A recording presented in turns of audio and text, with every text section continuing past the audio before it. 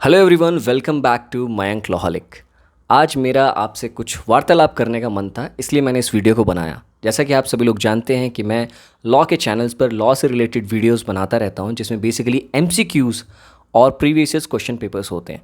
लेकिन मैं ये पहला ऐसा वीडियो बना रहा हूँ जिसमें मैं अपनी मन की बात कहना चाहता हूँ।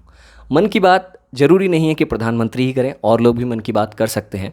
ये मन की बात बेसिकली मैं इसलिए करना चाहता हूँ क्योंकि अभी बहुत ही ज़्यादा एक टॉपिक जो है वो वायरल चल रहा है हमारे पूरे जो नॉर्दर्न बेल्ट है उसमें, तो खास करके ज्योति मौर्य से रिलेटेड जो टॉपिक है कि ज्योति मौर्य एसडीएम थी और उनके जो हस्बैंड थे उनको उन्होंने छोड़ दिया, और पूरी कंट्रोवर्सी है। मैं इसकी पूरी स्टोरी में नहीं जाना चाहता, लेकिन बस मैं इस पर थोड़ी सी बात करना चाहता हूँ।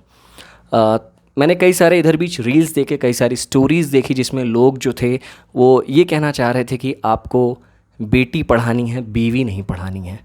तो कई सारे लोगों का ये मानना है कि जो हम लोग महिलाओं को पढ़ा रहे हैं या जो अपनी वाइफ को पढ़ाने की कोशिश कर रहे हैं वो गलत है।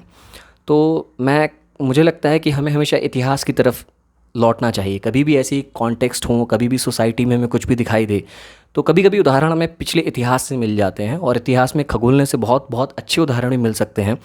और अगर कुछ हिस्टोरिकल रॉन्ग है तो उसको हम सही भी कर सकते हैं। तो कहीं ना कहीं ऐसी जब चीज़ें होती हैं, जैसे अभी खान सर का भी मैं एक वीडियो देख रहा था, तो उन्होंने बोला कि उनके कोचिंग से टोटल 93 लोग जो थे, 93 महिलाएं जो थी, उनका एडमिशन कैंसिल करा करके उनके पति उन्हें वापस लेके चले गए। उन्होंने पूरा एडमिशन उनका कैंसिल करा दिया, जो पढ़ाई करने की कोशिश कर रहे थे वो लोग। तो कहीं ना कहीं ये जो सोसाइटी की इनसिक्योरिटीज़ होती हैं, हम अपवाद को, यानी कि जो एक्सेप्शन है किसी के साथ हुआ, अपवाद को मुख्य धारा में लाने की कोशिश कर रहे हैं। अपवाद को अगर आप मुख्य धारा में सोचेंगे तो कहीं ना कहीं आपकी जो इनसिक्योरिटीज़ हैं वो प्रोवोक होंगी, और ये कि आपकी वाइफ आपसे आगे निकल जाएगी, या आपकी बीवी को पढ़ना चाहिए या नहीं पढ़ना चाहिए, या जो भी इनसिक्योरिटीज़ हैं अगर वो आपके मन में हैं, पनप रही हैं, तो आप उस इनसिक्योरिटीज़ की वजह से डर के शायद हो सकता है पीछे हट रहे हों। लेकिन ऐसा नहीं होता, ये अपवाद हैं। समाज में ऐसे अपवाद हमेशा ही आते रहेंगे, और अपवादों को हमेशा मुख्य धारा से जोड़ के नहीं देखा जाना चाहिए। इस सोसाइटी में बहुत से अपवाद आपको मिलेंगे, और उन अपवादों पे अपने जीवन की सोच को छोटा नहीं करना चाहिए। जैसा कि मैंने अभी थोड़ी देर पहले कहा था कि इतिहास में ऐसे उदाहरण हैं जहाँ से हम सीख सकते हैं। तो ज्योतिबा फुले और सावित्री फुले, ये दो ऐसे उदाहरण हैं जिनके बारे में अगर आप जानें तो खास करके वो समाज जो कम पढ़े लिखे हैं उनको इनके बारे में ज़रूर पढ़ना चाहिए और जानना चाहिए। ज्योतिबा फुले जी ने अपनी जो उनकी वाइफ थी, उस समय उनकी चाइल्ड मैरिज हुई थी, मात्र 9 साल की थी सावित्री फुले, उनको पढ़ाया था। और उस समय जब वो पढ़ने जाना चाहती थी, she was from low caste, जब वो पढ़ना चाहती थी, लोग उनके ऊपर कूड़ा फेंकते थे, लोग उनके ऊपर ताने कसते थे, और उन्हें बेसिकली पढ़ने से रोका जाता था। तो पढ़ाई, शिक्षा ही वो सबसे बड़ा हथियार होता है जिससे कोई भी समाज, ऐसा समाज जिसकी अपनी सोच या अपनी आइडेंटिटी नहीं रहती, शिक्षा ही एक ऐसी चीज़ है जो आपकी आइडेंटिटी बनाती है। तो महिलाओं के लिए शिक्षा बहुत ज़्यादा ज़रूरी है।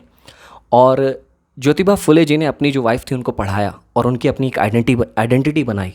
तो जो आइडेंटिटी क्राइसिस से सोसाइटी को निकालना होता है, उसके लिए पढ़ाई बहुत ज़्यादा इंपॉर्टेंट होती है। और हमेशा हर सोसाइटीज़ की लोगों की कुछ ना कुछ सोशल इनसिक्योरिटीज़ रहेंगी जिसमें वो लोग दबे रहेंगे। और अगर आपके साथ ऐसा हो रहा है, अगर आप मान लीजिए कोई महिला है और आपको ऐसा लगता है कि इस पूरे कॉन्टेक्स्ट में आपको विक्टिम बनाया जा रहा है क्योंकि आपने कुछ भी नहीं किया लेकिन फिर भी आपको विक्टिम बनाया जा रहा है, तो मुझे लगता है कि आपको पेशेंस रखने की ज़रूरत है। और आपको अपनी आइडेंटिटी अगर बनानी है तो उसके लिए लगातार आप कोशिश करिए। और ये सारी चीज़ें हमेशा सोसाइटी में कुछ ना कुछ ऐसा चलता ही रहता है, लेकिन इससे अपने माइंड को कभी भी छोटा नहीं होने देना चाहिए। अपना जो गोल है उसको बड़ा रखना चाहिए, और अपनी जो सोच है उसको बड़ा रखना चाहिए। तो बस एक ये छोटा सा मैसेज था। मैं बहुत दिनों से वीडियो नहीं बना रहा हूँ, आप लोग जानते हैं, लेकिन ये चीज़ मैं कहना चाहता था क्योंकि मेरे पास एक कोई ऐसा टूल नहीं जिससे मैं बहुत ज़्यादा लोगों से अपनी बात कह सकूं। बट एक यूट्यूब चैनल है मेरा जिस पे मैं अपने लोगों तक अपनी बात पहुंचा सकता हूं, क्योंकि ये सारी चीज़ें अचानक से बहुत ज़्यादा रील्स वायरल हो रही हैं, और जो सोच है वो हावी की जा रही है कि बेटी पढ़ाओ, बीवी मत पढ़ाओ। तो पढ़ाया वो एक महिला है, चाहे वो बेटी के रूप में हो, चाहे बीवी के रूप में हो, चाहे माँ के रूप में हो। अगर आप अपने समाज को, जो कि आधी आबादी है, उसे शिक्षित करना चाहते हैं, उसे एजुकेटेड बनाना चाहते हैं, तो आप अच्छा काम कर रहे हैं। और किसी के साथ कोई ऐसी घटना घटित हुई है जो कि एक अपवाद हो सकती है समाज के लिए, उसे आप मुख्य धारा में ला करके अपनी आबादी को आगे ना बढ़ाएं, या अपनी जो लोग आपसे जुड़े हुए हैं, एसोसिएटेड हैं, उन्हें आगे ना बढ़ाएं, तो ये आपकी बड़ी गलती है।